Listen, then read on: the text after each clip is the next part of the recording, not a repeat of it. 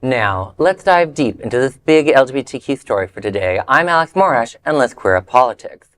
San Diego's bisexual council member enters the ring against Darrell Issa. San Diego City Council member Martin Van Wilpert says her run for Congress isn't about ambition. It's about survival. The bisexual Democrat is challenging Republican Representative Darrell Issa in California's 48th district.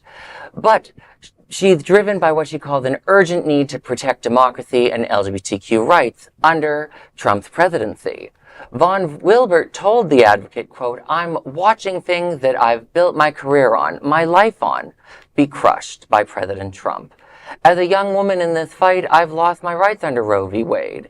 And as an LGBTQ woman, I'm worried about losing my rights to equality under the law," end quote. A former Peace Corps volunteer and civil rights attorney, Von Wilpert has spent her career advancing labor rights and consumer protections. On the San Diego City Council, she's championed housing affordability and authored California's first law banning untraceable guns.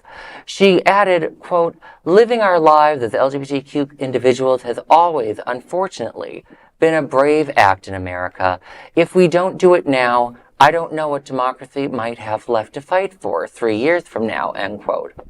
Her campaign, she says, is grounded in love.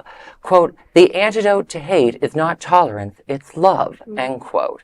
Well, I think this is a wonderful story because this is the first time I've heard Darrell Issa in the media in about 8 years, and I think before we even get into her candidacy to remember, Darrell Issa was part of this Young Guns group with Paul Ryan and Trey Gowdy. Look where all they are. They've been wiped off the political realm. And that's just a reminder to Republicans out there that, no one is safe under Trump for very long. But with her, she seems like a great candidate. She also, at the national level, she helped write the PRO Act.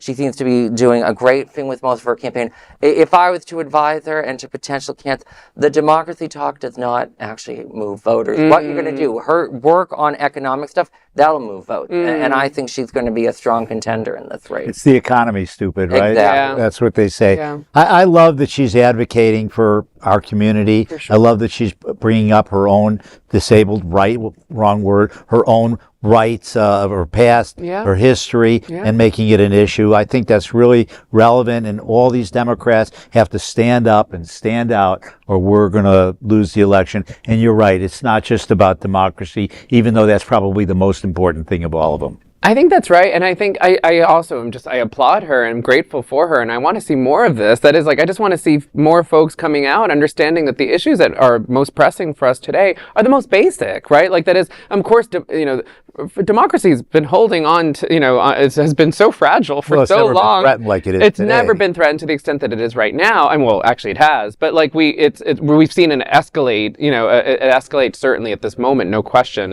It's you could almost see it just hanging by a thread. There is hope. Run for Something is a group that tries to encourage people to run for office. Yeah. They've gone thousands of people expressing interest in running for office. We see people like Zoran Mandani really just coming out of nowhere and taking it everywhere.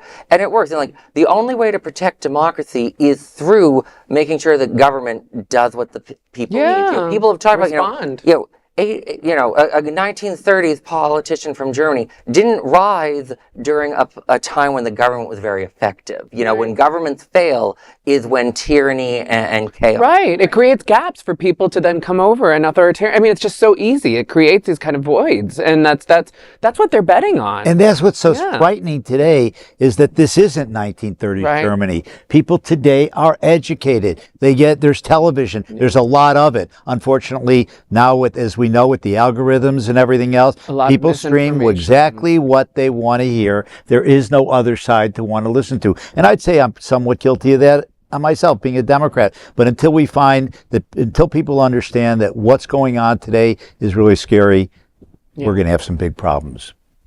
That is another big LGBTQ story for today. There is no other queer nonprofit media platform like this in the entire world. Support our LGBTQ stories by subscribing and sharing Queer News Tonight.